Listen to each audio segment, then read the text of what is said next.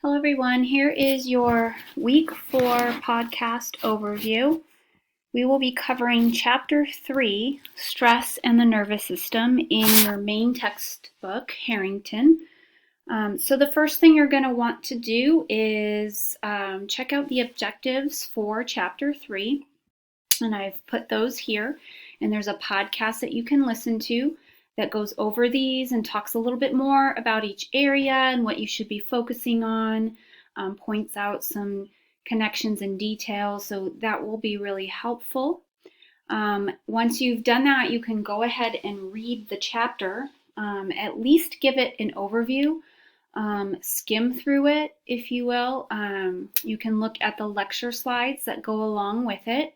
It might be nice to have those printed out next to you as you're reading through the chapter, if you can do that, because I leave spaces next to the lecture slides where you can write notes. So you can see what I've focused on in the lecture slides, and then you can compare that to what you're reading in the text, and to bridge any material and make connections on what you're reading, you can use the spaces provided on the lecture slides to go ahead and look at that and check that out, okay? Once you've done that, before you read chapter 1 of the McGonigal book, The Upside of Stress, I would watch this video here. This video is really going to be useful over the next few chapters. It's called Stress, Portrait of a Killer. It features the work of Robert Sapolsky, who is a neurobiologist, among others mentioned in the video. He's the main guy. And it looks at the effects of stress on the body. So on your nervous system, which we're reading about this week, and your endocrine system, as well as your cardiovascular system, and its overall effects on health, its contributions to chronic health conditions, stress and its relationship to trauma and traumatic experiences and PTSD. So this video, while I'm showing it to you now, and I really want you to get a good understanding of it, you may want to come back to this in future weeks when we are covering chapters 4 and 5. Because it is just jam-packed with great information. He echoes everything that you're going to be reading about in your book, and it's awesome because it gives you a bunch of real-world examples of how stress is affecting people, and it does so through the lens of research. So everything is based in empirical research studies. So I would watch this after you're done reading the chapter. Then you can go ahead and read chapter 1 of The Upside of Stress by Dr. Kelly McGonigal. You watched her TED Talk last week to give you a nice overview of her and her work. That TED Talk she did before she wrote this book. So this book is really came out of that talk. And the overwhelming response she got from that TED Talk. It's one of the most watched TED Talks of all time. And so we're going to start diving into her book. We're going to read roughly one chapter every other week. The chapters are, anywhere from 20 to 30 pages long.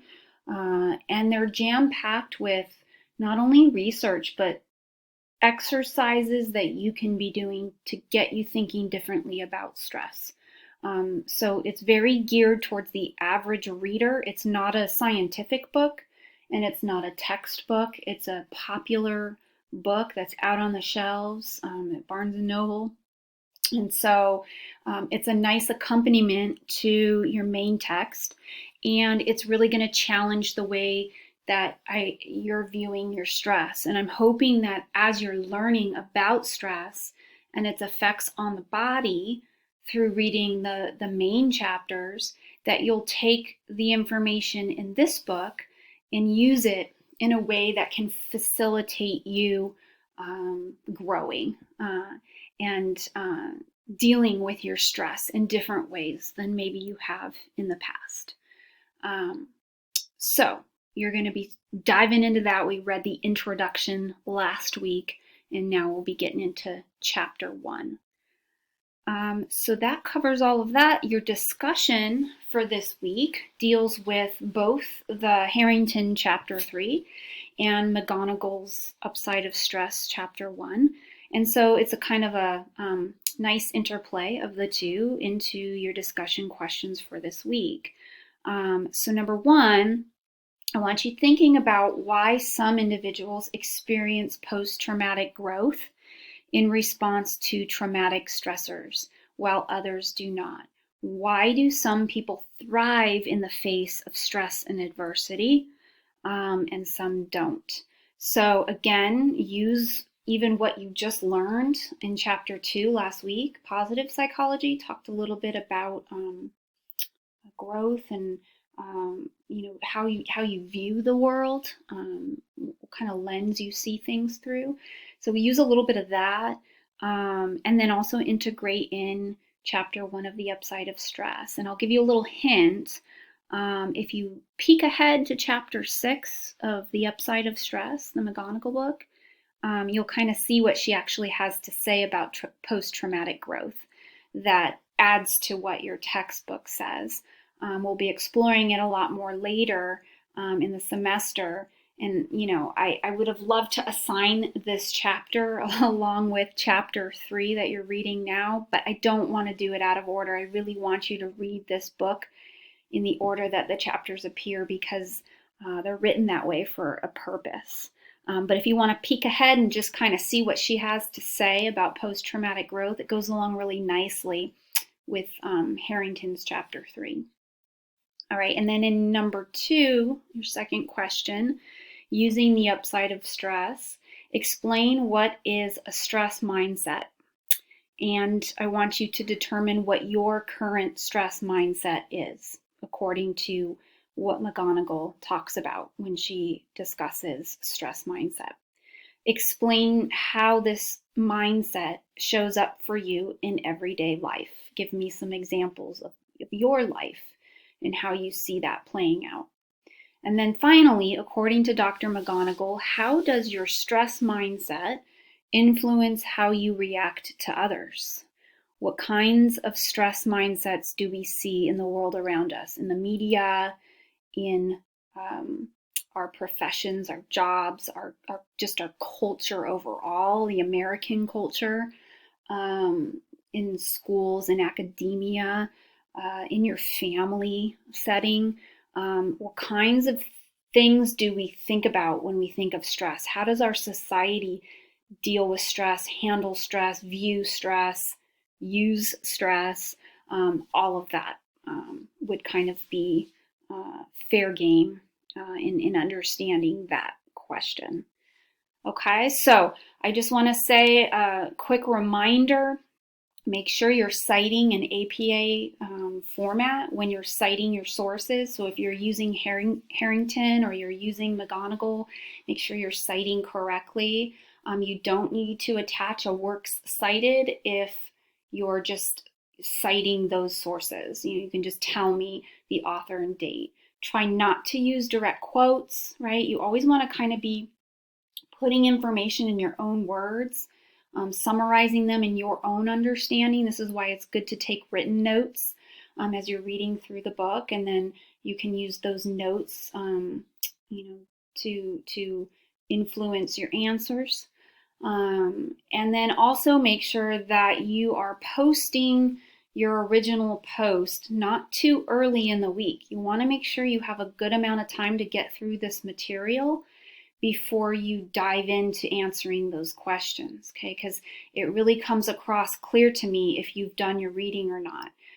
Some people skim and they only read what they think they have to, and that really shows up in your writing.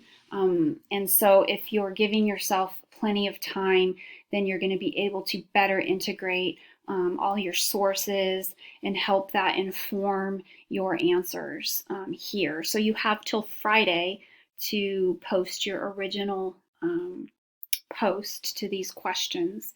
And you want to give everyone a chance to post before you start replying to anyone. Okay, so some of you are starting to reply to other people like on Wednesday or Thursday. And you don't want to do that, because what happens is anyone who's posting later on Friday, they might not get their posts read at all. They might not have anyone comment on their posts. And so that's just not, a good way of doing things. I give you till Sunday to comment on other people's posts. So be sure you're waiting and you're leaving some time in between the two. You shouldn't be doing all of this in one setting and then also going and responding to other people. Number one, that would be stress overload. And number two, I set it up that way for the reason of giving everyone a chance to respond to the questions before people start commenting. Okay, so I hope that's clear. Please let me know this week as you're working your way through the material if you have any questions. I'd be happy to go over in detail anything that you don't understand, do a little mini podcast, or just explain concepts, whatever you might need. I am here. Thank you, everyone.